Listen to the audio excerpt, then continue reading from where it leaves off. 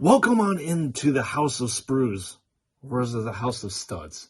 You know what? It doesn't really matter. Either way, welcome on in. And today we are going to be looking at some more action figures, specifically from JoyToy. And what action figures are we going to be looking at?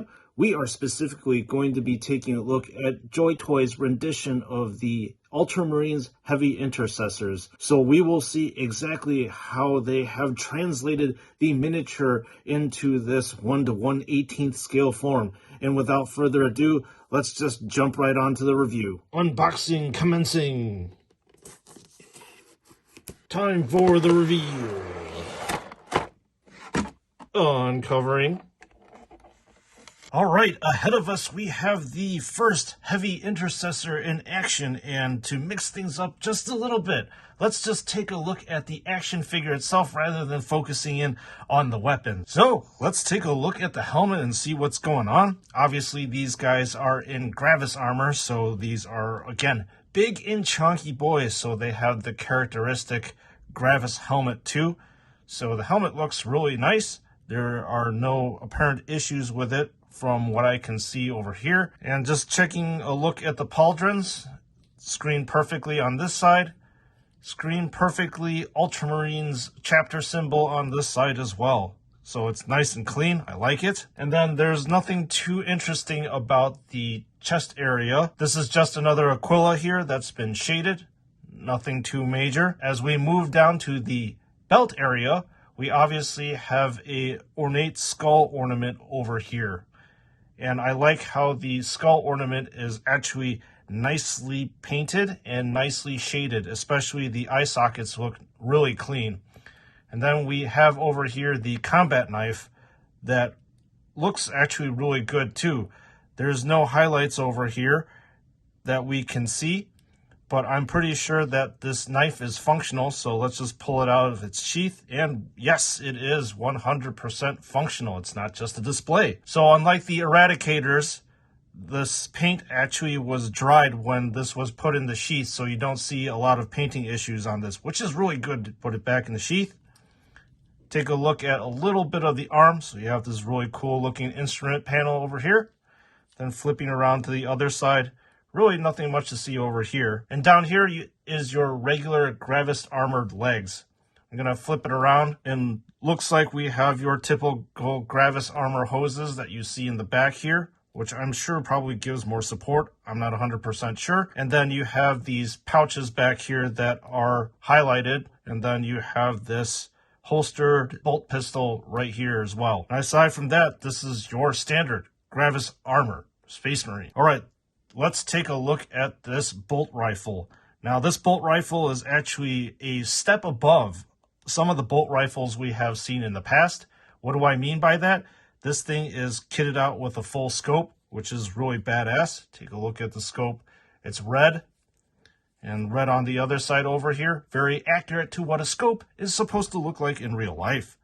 And then you have this, I guess, bump stock here, which probably adds more stability as this Heavy Intercessor is firing. So the regular action figures typically don't have this area too. So it's nice to see that. And once again, you have a soft plastic strap over here, and you're not typically going to see that in any of these regular Intercessors. And what's interesting that I discovered is you can actually take this ammo clip out, as you can see, and you can put it back in like that. So it's very easy to reattach just in case if it decides to fall off. And then you have your regular Aquila here. So I really like the look of this bolt rifle. It's really meaty and it's really badass to me. And then the backpack is, once again, your typical Gravis armored Space Marine backpack. You've got a very chunky look to it, and then the vents that are dry brushed really nicely back here. And now let's move on to the Heavy Intercessor with the Heavy Bolter. Reveal number 2. Lifting the cover off.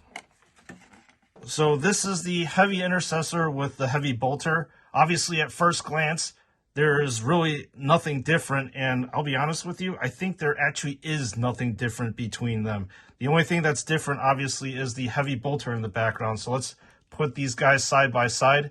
And look, we have twins.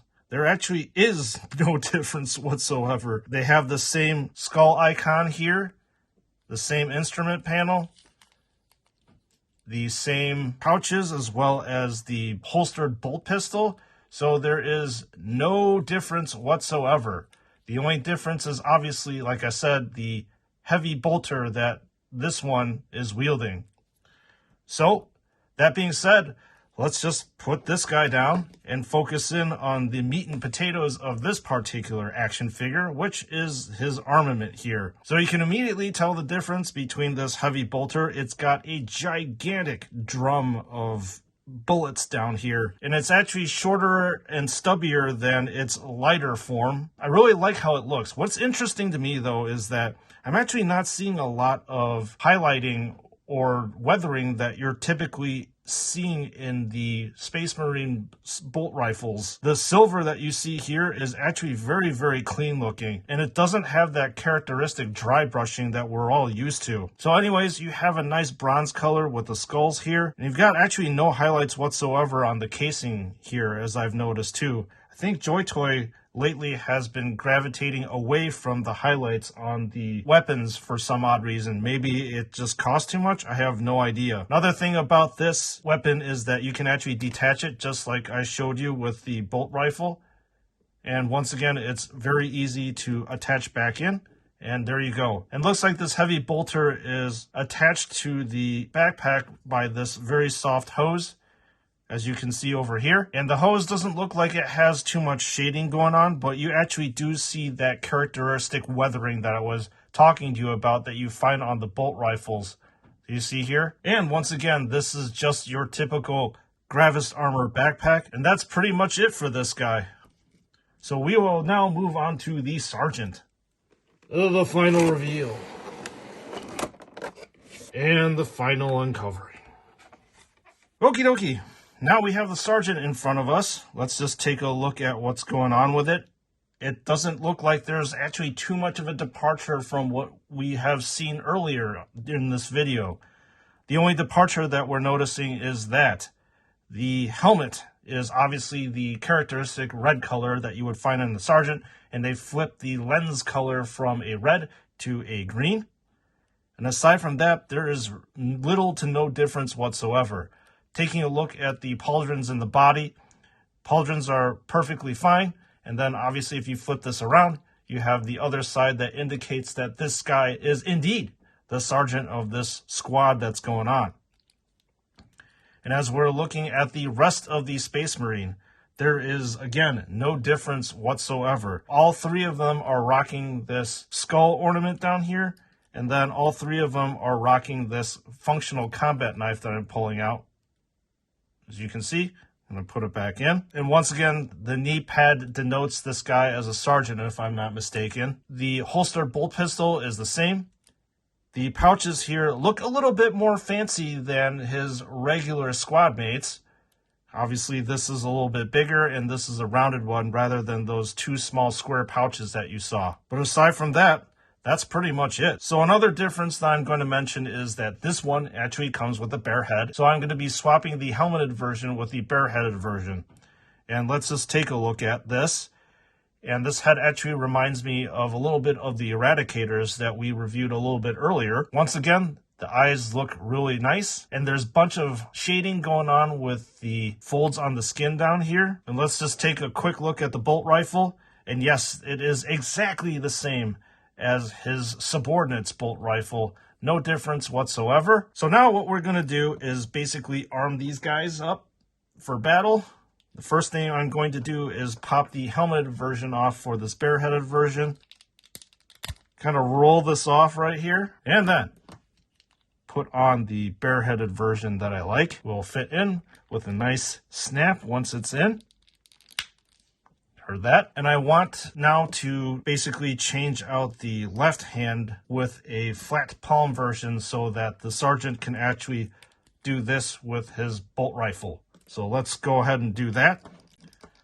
Pop this out. And reattach back on. I really like these interchangeable parts. And then the next thing that we're going to do is to outfit the sergeant with his bolt rifle. And just needs a little bit finagling to do.